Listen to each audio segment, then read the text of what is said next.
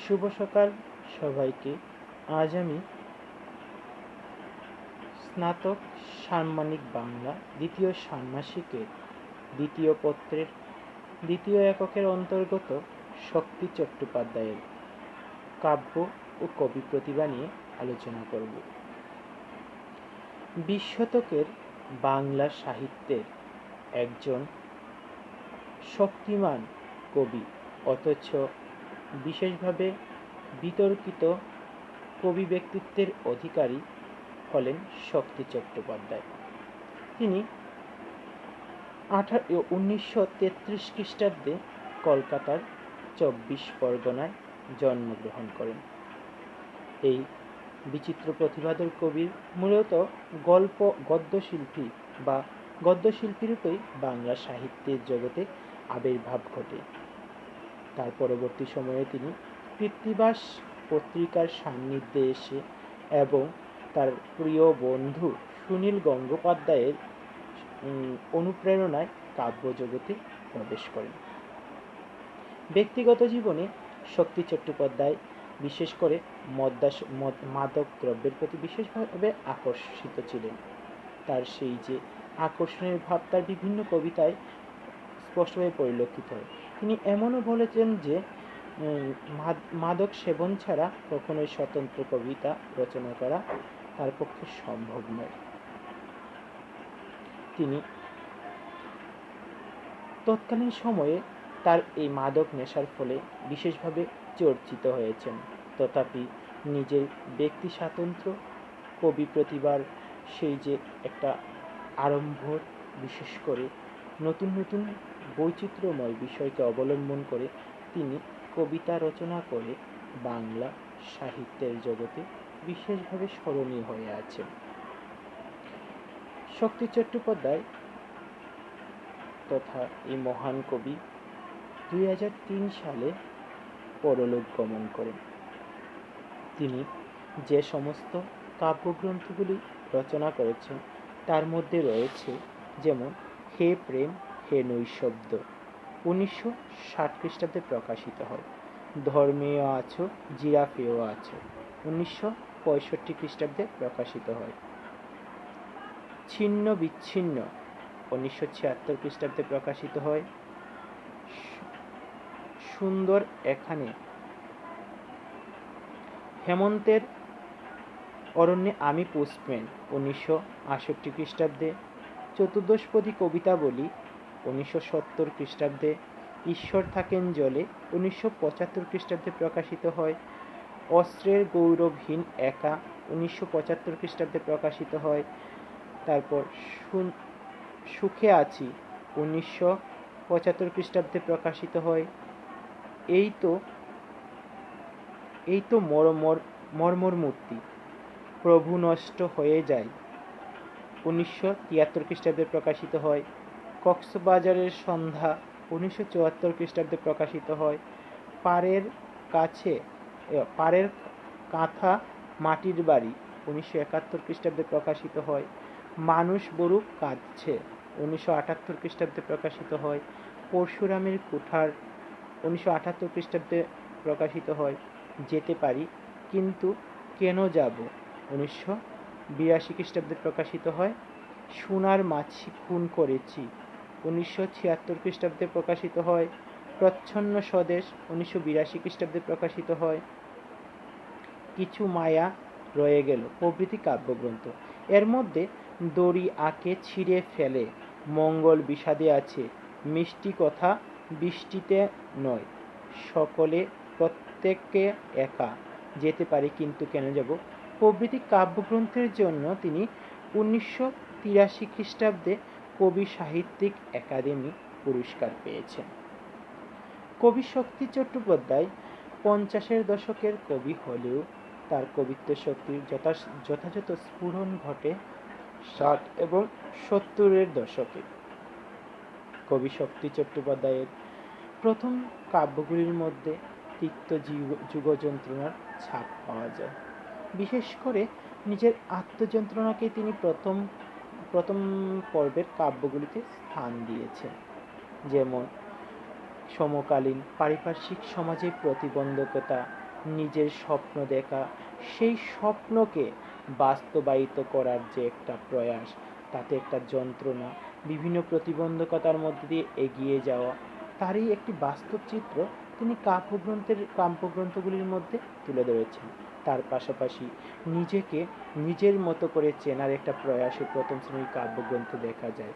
বিশেষ করে শক্তি চট্টোপাধ্যায়ের ব্যক্তি যন্ত্রণার যে নিবিড় ছিল, তার প্রকাশ আমরা দেখতে পাই জরাসন্ধ কবিতার মধ্যে। সেখানে কবি বলেছেন, কুমল বাতাস এলে ভাবি কাছেই সমুদ্র, তুই তোর জরার হাতে কঠিন বাঁধন দিস, অর্থ হয় আমার যা কিছু আছে তার অন্ধকার নিয়ে নাইতে, নামলে সমুদ্র সরে যাবে, শীতল সরে যাবে, সমুদ্র সরে যাবে। কবির হৃদয়ে যা চায় তা পায় না, তাই অশান্ত হৃদয় ক্ষত বিক্ষত হয়, ক্ষুব্ধ হয়। এই ক্ষুব্ধতার ফলে কবি নিজের পিতামাতার সঙ্গেও ক্ষুব্ধ ব্যবহার করেন। জাগতিক সমস্ত বাধা, সমস্ত বন্ধন, অন্ধকারকে দূর করার জন্য কবির হৃদয় হলো অস্ত্র। ভালোবাসার বাসাহীন গভীরে জাগাতে চান প্রেমের অমৃতধারা। তাই কবি দুর্দৈবের অন্ধের বিচারে স্পষ্টভাবে বলে ওঠেন, মা হয়েছেন ফটিক জল, পিতা জোনাক পোকা, ভিটে ভাঙা ধুলোয় কাঁদে ছাতার পাখি একা, অন্ধকার তারার চোখে আকাশ পুরা সরা, ভাগ্য কালু কাকের গা ক্ষুধার অন্ন জরা।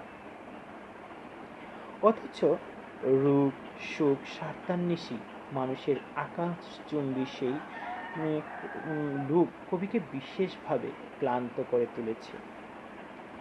তাই বিষের তরল লাক্ষা বুকে জুড়ে কবিতায় তাকে ক্ষুব্ধ কবির সৃষ্টি করে এক ইঁদুরকে যে চায় আমার স্বেচ্ছায় স্বাদ সব নিয়ে এই কাঙাল, হাওয়ার মধ্যে ঝাড় দিতে চাই বিশ্বভুবন চাঙাল।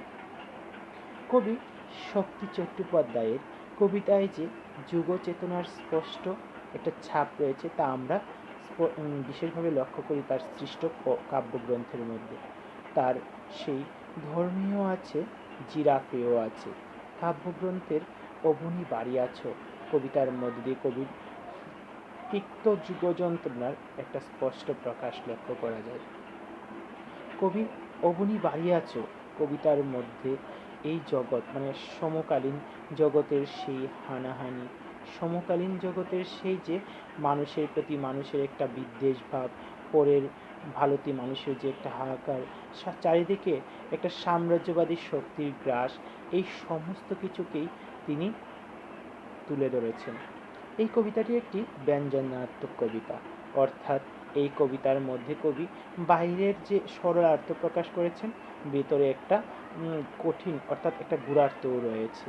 বাইরের দিক থেকে কবিতাটি যেরকম দেখতে, ভেতরে থেকে একটা গূঢ়ার্থের মাধ্যমে তিনি কবিতাটির মাহাত্ম্যকে অর্থাৎ কবিতাটির শিল্প সৌকর্যকে আরও বৃদ্ধি করেছেন। অবনী বাড়ি আছো কবিতার মধ্যে কবি দেখিয়েছেন আমাদের ব্যক্তিসত্তা ঘুমিয়ে পড়েছে, তাকে জাগানোর একটা প্রয়াস। এখানে কবি চারিদিকের এই বর্তমান সাম্রাজ্যবাদী যুগে অর্থাৎ বর্তমানের যুগে যে একটা হাহাকার, নিজেকে প্রতিষ্ঠার একটা তাগিদ, নিজেকে বাঁচিয়ে রাখার তাগিদের একটা প্রয়াস, যেখানে মূল্যবোধ আজ একেবারে নিঃশেষিত হয়ে গেছে। এখানে কবি চারিদিকের এই অবস্থায় দেখে সহ্য করতে না পেরে মুক্ত পৃথিবী, মুক্ত সেই বাতাসের দিকে মুখ ফিরিয়ে নিজেকে ঘরের মধ্যে একাকী বন্দি করে রেখেছেন। তাই কবি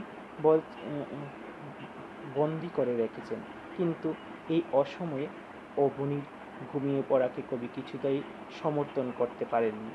তাই কবি এখানে বারবার ডাক এসেছে অবনীকে, অবনী বাড়ি আছো।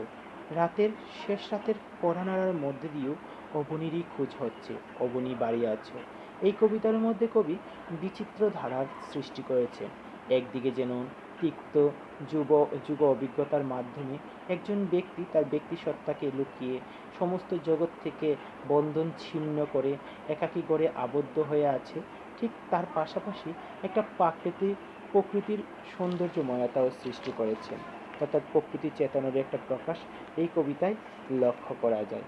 যেখানে কবি বলেছেন, এখানে বৃষ্টি পড়ে 12 মাস, এখানে মেঘ গাভীর মতো চড়ে, এমন উজ্জ্বল চিত্রকল্পেরও তিনি প্রকাশ করেছেন। কিন্তু কবিতার শেষ স্তবকে তিনি বুঝাতে চেয়েছেন অবনীকে আবার ফিরে আসতে হবে, অর্থাৎ আমাদের মধ্যেকার যে সুপ্ত মানবিকতা বোধ সেটাই হলো অবনী, অর্থাৎ অবনীর মাধ্যমে আমাদের সুপ্ত মানবিকতা বোধকে তিনি জাগ্রত করে তোলার একটা প্রয়াস দেখা যায়। কবি শক্তি চট্টোপাধ্যায়ের অপর একটি কবিতা হলো যেতে পারি কিন্তু কেন যাব। এই কবিতার মধ্যে কবি জীবন এবং মৃত্যুর একটা বিচিত্র রূপ তুলে ধরেছেন, যেখানে কবি সমকালীন যুগযন্ত্রণা থেকে তিক্ত হয়ে একবার মৃত্যুর দিকে, আবার এই প্রকৃতির টান, আবার প্রেয়সীর টান, আবার সংসারের টান কবিকে পুনরায় নিয়ে আসছে জীবনের পথে। তাই কবি সমস্ত কিছুর সঙ্গে লড়াই করতে করতে একসময় যখন দেয়ালে পিঠ থেকে গেছে, তখন তিনি ঘুরে দাঁড়ালেন, বললেন ভাবছি এবার ঘুরে দাঁড়াবো। এখানে কবি দেখিয়েছেন যে নদীর ধারে তিনি ঘুমিয়ে আছেন, যেখানে একদিকে তাকে চাঁদ ডাকছে, অর্থাৎ চাঁদ হলো জীবনের প্রতীক, তাকে নতুন জীবনের দিকে ডাকছে, আর অপরদিকে সেই গঙ্গার তীর তাকে ডাকছে, যেটা হলো গঙ্গার তীরে চিতাবশ্য তাকে ডাকছে, যা হলো মৃত্যুর আহ্বান। কবিকে তাই বলতে দেখি, এখন খাদের পাশে রাত্রিরে দাঁড়ালে চাঁদ ডাকে আয় আয় আয়, এখন গঙ্গার তীরে ঘুমন্ত দাঁড়ালে চিতাকার ডাকে আয় আয় আয়।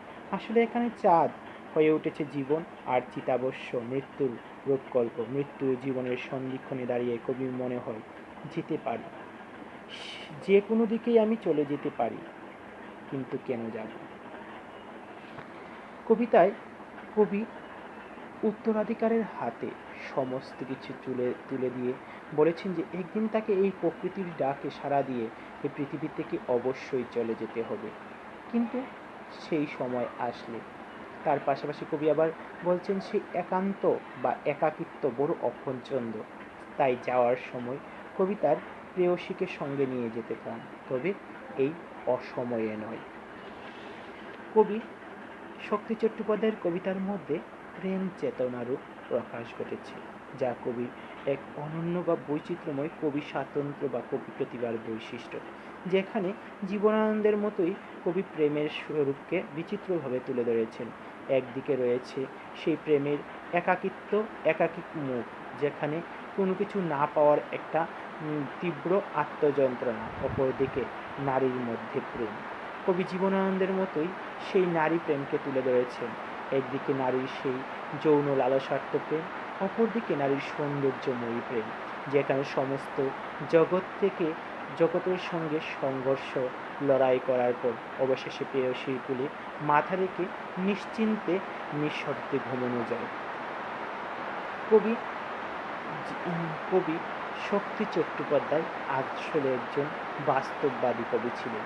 তার বাস্তববাদিতাই তার কবি বৈশিষ্ট্যের প্রধান কৃতিত্ব বা কবি বৈশিষ্ট্যের প্রধান দিক।